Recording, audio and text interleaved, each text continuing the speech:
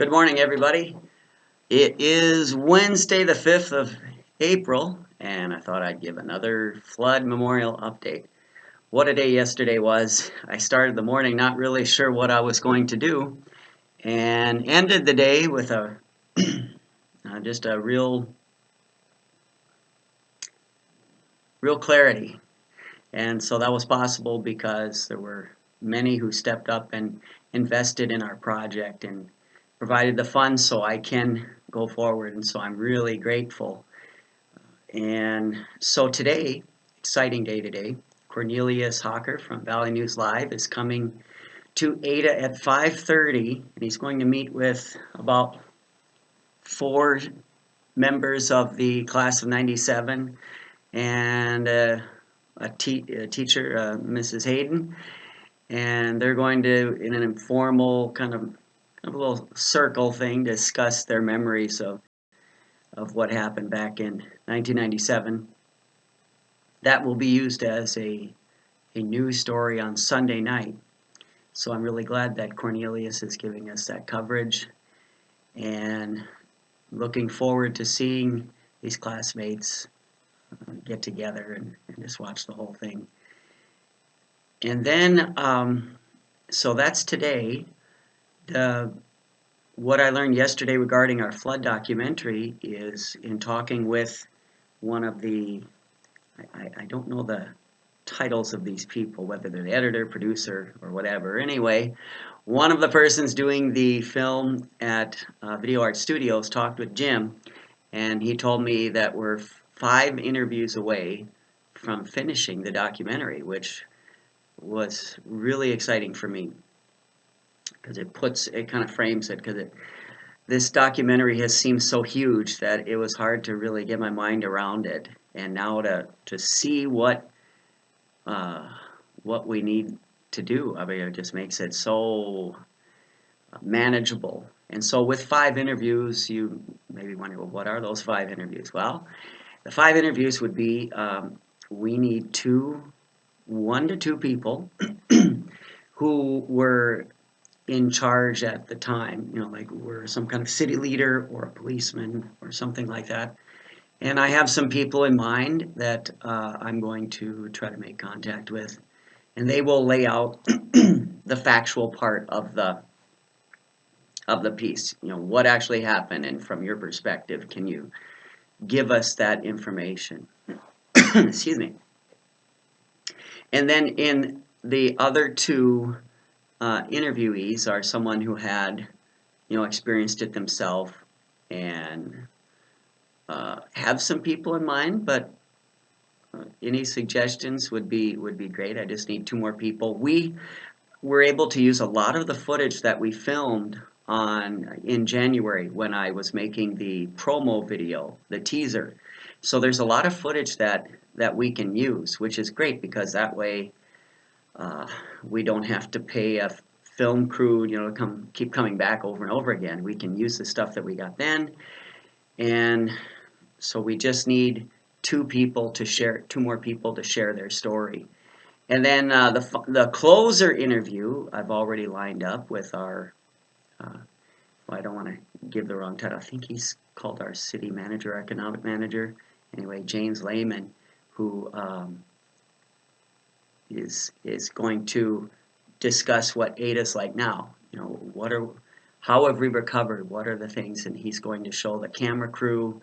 They're going to actually film Ada and show all the things that we have, all the things that have developed since then. And I think that is just great. I mean, it just all made sense now. So just 5 interviews away. Hire a crew. They'll come out. They'll also come out for a concert to film the concert. And then I talked with Art from Video Art Studios. He's like, I believe, the owner of it. Excuse me. A little sip of the Keurig here. So what he is doing now that we know what this project is looking like, what's left, what have we done, what is left to do, he's going to give me like a dollar amount now. What do we, here's what we've raised, and here's what this is going to cost, and here's what's left. And so that will be great, because then I can say, all right, we need this. And what's really exciting for me too is we can get, if not complete the documentary by May 10th, that's the performance, if not complete it, we will have almost all of it done by the performance, and that is very exciting. So I won't have to be over the summer trying to get people and interview them. I wasn't sure how that was all going to work out, but to be able to have the interviews done and then just the production. And as I've said before, this documentary is 30 minutes long.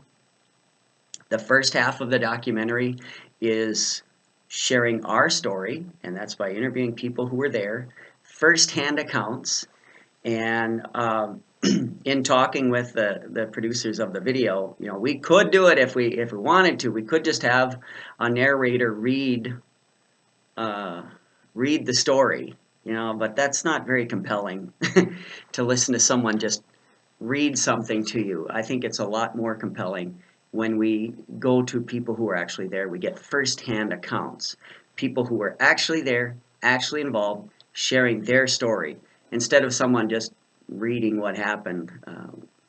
And so this is all live, and I'm not editing this, it just stream as it comes out. For the interviews, when I talk to people about sharing their story, it's so hard, because for some of them, they'd rather not ever think about it again. It was that traumatic, and I want to respect that, because I just want to respect that, because I know that there are some scars that,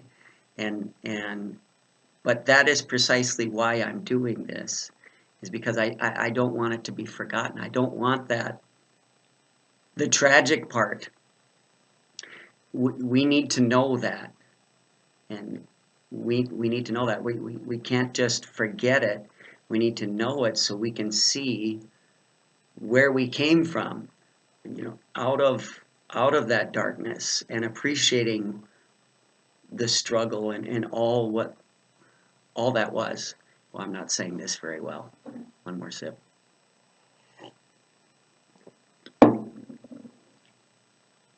But what I'm saying is, yes, it's hard, and I want to respect that. I don't want to, like when you get a mic and they throw a mic in someone's face. How's it feel right now? Something awful just happened. You just lost the big game. How do you feel right now? Well, how do you think I feel? Of course I feel terrible. That's not what I'm trying to do. Not trying, and I can't even think of the word what that is. But this story needs to be told, because yes, there were very dark things that happened, and a lot of trauma happened. But at the same time, in that trauma, there were heroic and wonderful things going on. And that's, so the story, it needs both. We need to know those hard things so we can appreciate the inspiring things that happen. I don't know if that is making any sense, but in my mind it does. And so with those stories, it's important that we know that we respectfully do it, and but we need that. So here's the summary for today. We've got Cornelius coming this afternoon. He's going to be talking with these former graduates of 1997, and even Mrs. Hayden, who taught back then. And that will be used for the news story on Sunday on TV 11 at 10 o'clock at night. And then what you can expect from me is I hope to have that budget coming out very soon. Art is working on that. Meanwhile, the donations, I really need those who wish to invest in this project to please do so, because I would really like to be able to not only have the film crew come in, and we have raised that, thank you very much, we've raised that so we can bring Video Art Studios in, do those final interviews. But we'll also need money then to produce the video, to do the production, to edit it, and have someone take it and put it all together in a 15-minute compelling story. So I will, right now I'm kind of in this flood documentary mode. I realize that the concert is coming up on May 10th, and that's a whole other thing. That's the second part of our documentary. And we're going to film that. I'm going to hire the crew, and what I'll need for that is musicians, especially singers, who are willing to come in.